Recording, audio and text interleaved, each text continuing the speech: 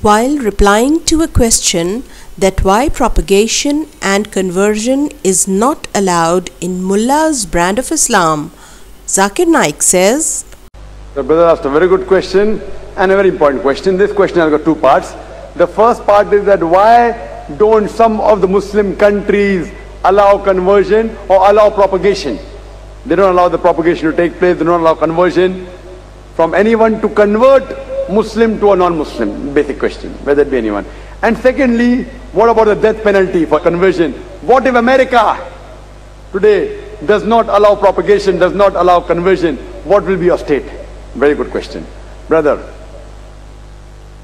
as far as the propagation is concerned, there are countries, for example Saudi Arabia, which does not allow propagation. The only country which I know very well, which does not allow propagation, it is Saudi Arabia. And the reason is that suppose, brother, you want to start a school. If you want to start a school, you are taking an interview of a maths teacher. So when you take the interview of the maths teacher, you ask the question, 2 plus 2 is equal to how much? So one maths teacher says 2 plus 2 is equal to 3. The second maths teacher says 2 plus 2 is equal to 4. The third maths teacher says 2 plus 2 is equal to 5. Now many people say, what's the problem? Let them preach any religion. Whoever wants to accept, let them accept. I will ask you a question. Will you allow a maths teacher in your school to teach 2 plus 2 is equal to 3? Will you select the maths teacher who says 2 plus 2 is equal to 5? You say, no, I know maths. I'm definite about it. In maths, 2 plus 2 is equal to 4 and nothing else. So as far as religion is concerned, Saudi Arabia is very confirmed. It agrees with the verse of the Quran in Surah Imran, chapter 3, verse number 19. Inna Deena Indallahi Islam. The only religion acceptable in the sight of Almighty God is peace acquired by submitting will to Almighty God. They will not allow anyone else to preach anything wrong. Viewers might have noticed that even children are laughing at the stupid analogy of matters relating to faith with mathematics. Can matters relating to faith be settled like 2 plus 2 equals to 4 in this world? If yes, then why does God say that it is He who will settle differences in the matters of faith on the Day of Judgment?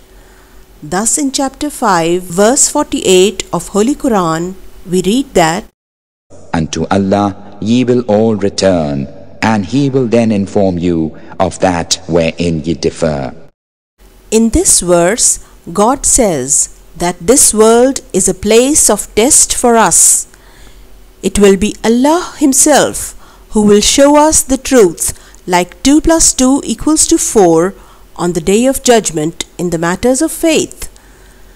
But this Mullah pretends to be God himself by taking God's said authority in his own hands. Now watch reply to a similar question by an Ahmadi Muslim scholar. An Ahmadi scholar, when asked that why preaching other religions and building of churches are not allowed in Saudi Arabia, said, So the fault lies with those people who do something of their own and leave the people in this misunderstanding as if they are doing it in the name of Islam. So I would say, if you have to find out what Islam says about that, you first of all have to study the Holy Quran. Secondly, you have to see the example of the Holy Prophet of Islam. Let's go to that example. It was the Holy Prophet of Islam who once, it is a historical fact, he welcomed a Christian delegation coming from Najran. There were 70 people in that delegation. They came in order to discuss certain religious matters with the Prophet of Islam. They came to Medina. There was a mosque built by the Prophet, which is known as Prophet's Mosque. They were welcomed into that mosque. They sat face to face with the Holy Prophet of Islam. They discussed the matters with him. And during the meeting, the time for their worship came. And they asked the Prophet, would you kindly excuse us to go out somewhere so that we can pray according to our own religion? The reply of the Prophet was that, why do you have to go out? Why don't you stay in? Continue staying in this mosque, remain here, and we will just suspend the meeting for a time. So in the meantime, you can come and pray according to whatever you want to pray. So literally, it is recorded that the members of the delegation, they physically stayed there and they worshipped in the mosque of the Prophet. So now, can you make a comparison with this noble example with what is being done in Saudi Arabia nowadays? So the yardstick is not the present or the future or the previous regime in Saudi Arabia. This is the, I think, a real point which creates all the misunderstanding. The yardstick is either the teachings contained in the Holy Quran or the noble example of the Holy Prophet of Islam, who has been quoted as the noblest example, the role model. So that example I have already quoted. He used to meet with Christian people. He used to host them as well, the Jews as well. Sometimes Christian and Jewish people, they came and stayed as a guest in the house of the Holy Prophet of Islam. And the Holy Prophet of Islam was there to serve them and to look after them. So mixing is not disallowed with these people, and looking after them is also right. And this example of the mosque which I have quoted, so I think that should clarify that you can raise by all means any objection against the present attitude of the present government in Saudi Arabia. But based on that one, I am sorry to say, you cannot object the teachings of Islam. I am not responsible to justify or to endorse what the Saudi Arabian government is doing it. They are doing whatever they like.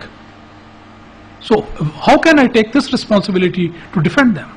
The same is about Pakistan, about other countries.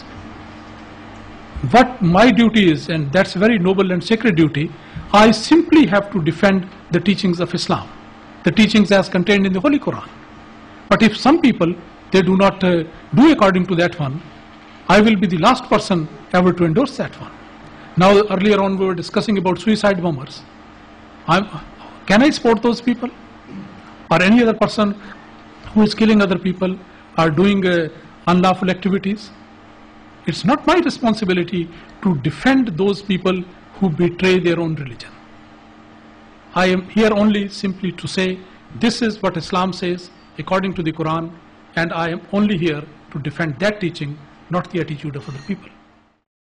Now it is up to every viewer to decide honestly that is Mullah's brand of Islam rational, or is it Islam-Ahmadiyya, which is beautiful, rational as well as practical. Can these Mullahs stop the preaching of other faiths in this era of information technology? In other words, Mullah's understanding of Islam is no more practical, as now they cannot stop the preaching of other faiths to their blind followers via modern technology.